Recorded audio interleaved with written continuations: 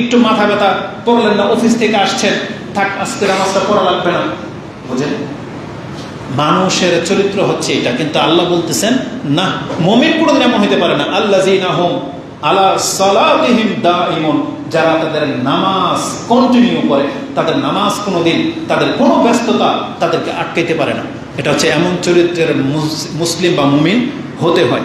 আল্লাহ সুবহানাহু ওয়া তাআলা তাদের সম্পর্কে আরেকটা আয়াতে বলেছেন, আল্লাযীনা হুম আলা সালাতিহিম ইউহাফিজুন। এই দায়মান মানে হলো হাফিজান, তার মানে তারা প্রতিনিয়ত ওয়াক্ত মোতাবেক সালাত আদায় করে। এটাই হলো নামাজের হেফাজতকারী, এটাই হলো নামাজের হেফাজত করা। 5 ওয়াক্ত নামাজের তারা হেফাজতকারী হবে। তারা জাযাটাও আল্লাহ সুবহানাহু ওয়া তাআলা ওই আয়াতের সাথে সাথেই জানিয়ে দিয়েছেন, উলাইকা হুমুল ওয়ারিসুন আল্লাযীনা ইয়ারিসুনাল ফিরদাউসা হুম ফিহা খালিদুন। আল্লাহ সুবহানাহু ওয়া তাআলা বলেছেন, এই ধরনের মুমিনদের গুণ যাদের, তাদেরকে আমি জান্নাতুল ফিরদাউসের ওয়ারিস বানিয়ে দিব। ওয়ারিস বোঝেন, ওয়ারিস শব্দটা এটা বহু বক্তব্যে ওয়াজ মাহফিলে আমরা বলেছি। পিতার সূত্রে পুত্র, ওয়ারিস সূত্রে সম্পত্তির মালিক হয়ে যায়।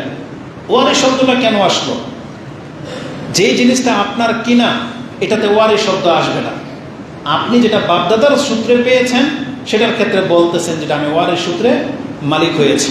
কিন্তু আল্লাহ সুবহানাহু ওয়া তাআলা নামাজিকে জান্নাতুল ফেরদৌসের সাথে ওয়ারিস শব্দ কেন লাগাইলেন? এটার তাফসীর আপনি পেয়ে যাবেন ইবনে মাজার সর্বশেষ হাদিস, সম্ভবত 43-40 অথবা 43-41, যেখানে গিয়ে কিতাব শেষ, সেই একটা হাদিসের মধ্যে রয়েছে যে আল্লাহ সুবহানাহু ওয়া তাআলা জান্নাতুল ফেরদৌস বহু মানুষের জন্য বানিয়েছেন। হতে পারে সেখানে ফেরাউনের নামও ছিল, সেখানে আমাদের দেশের বিগত প্রধানমন্ত্রী নেতাদের নামও হয়তো ছিল, আবু জাহেল আবু লাহাবের ছিল। কিন্তু তাদের চরিত্রের কারণে ওই জান্নাতুল ফেরদৌসে সে পৌঁছতে পারেনি। ফেরাউন যেমন পৌঁছতে পারেনি, যেতে পারবে না, আবু জাহেলও যেতে পারবে না। কারণ আল্লাহ কিন্তু দুনিয়াতে যাদেরকে সম্মান দেয়, এই সম্মান কিন্তু অক্ষত রেখেছেন। যদি সে নষ্ট না করে দেয়, ওইটাও সম্মান সে পরকালে পাবে। কিন্তু যদি সে নষ্ট করে দেয়, একটা বাস্তব প্রমাণ নিয়ে নেন। রাসূলুল্লাহ সাল্লাল্লাহু আলাইহি ওয়াসাল্লামের যে বংশ, কুরাইশ বংশ, এর একটা মান আছে। আপনি জানেন এখন পর্যন্ত একটা নিয়ম যে বিশ্বের নেতৃত্ব দেবে, নেতা হবে, এককভাবে যদি নির্ণয় করা হয়, তাহলে প্রথম দেখতে হবে পৃথিবীতে কুরাইশ বংশের কেউ আছে কিনা, সে হবে লিডার। কারণ মদিনাতে যখন ওই যে ইখতিলাফ দেখা দিল, তখন আবু বকর রাদিয়াল্লাহু তাআলা কিন্তু এই কথাটাই বলেছিল যে রাসূল বলেছেন নেতৃত্ব দেবে কুরাইশ।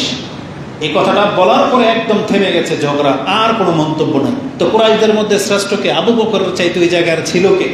ওমর রাদিয়াল্লাহু তাআলা হাত ধরে নিলেন, আর কোনো কথাই চলবে না, আমাদের নেতা আবু বকর। তো কুরাইশ হচ্ছে সবচেয়ে সম্মানিত। কিন্তু সেই কুরাইশ বংশ, এর মধ্যে আবু জাহেলও ছিল, আবু লাহাবও ছিল, আব্বাস রাদিয়াল্লাহু তাআলা ছিল, ওমর রাদিয়াল্লাহু তাআলা ছিল।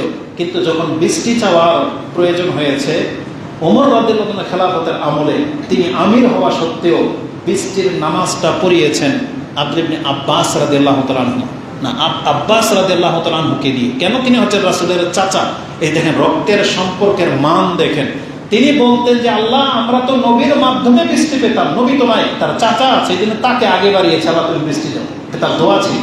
তার মানে আমি বুঝাতে চেয়েছি, ওই আবু জাহেল আবু লাহাবেরও তো এই মান ছিল, কিন্তু এরা মানটাকে শিরিক করা, কুফরি করে নষ্ট করে দিয়েছে। তাহলে ওদের বাড়ি ঘরগুলো কি হবে? আল্লাহ কি এগুলো পাউডার করে দেবে?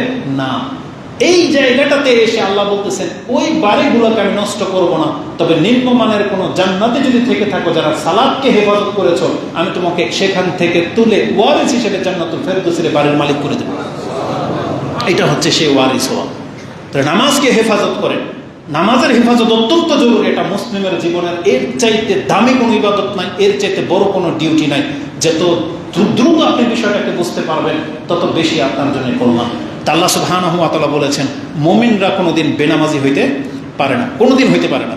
তাদের অনেক বড় একটা গুণ হচ্ছে তাদের রিজিকের ব্যাপারে, তারা রিজিকের ব্যাপারে সচেতন হবে।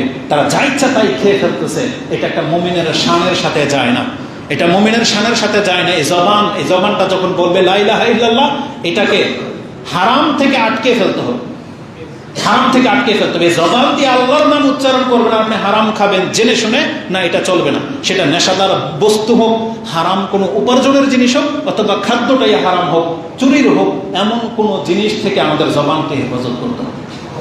আমাদের জবানকে মিথ্যা থেকে ঠেকাইতে হবে, আমাদের রিজিকের ক্ষেত্রে আমাদেরকে খুব বেশি সোচ্চার হতে হবে। আল্লাহ কিন্তু একটু ইঙ্গিতে বলিয়ে দিয়েছেন, একটা হাদিসে আছে হারাম খোরের দোয়া কবুল হয় না। আর আল্লাহ মুমিনদের গুণ সম্পর্কে 7 যুবকের কথা উল্লেখ করেছেন। ওই গুহাতে যারা আশ্রয় নিয়েছিল তাদের 300 বছর পরে যখন জ্ঞান ফিরেছে, তখন খিদা লেগেছে, তারা প্রথম যা ইচ্ছা তাই খেতে চায় নাই। তারা বলেছিল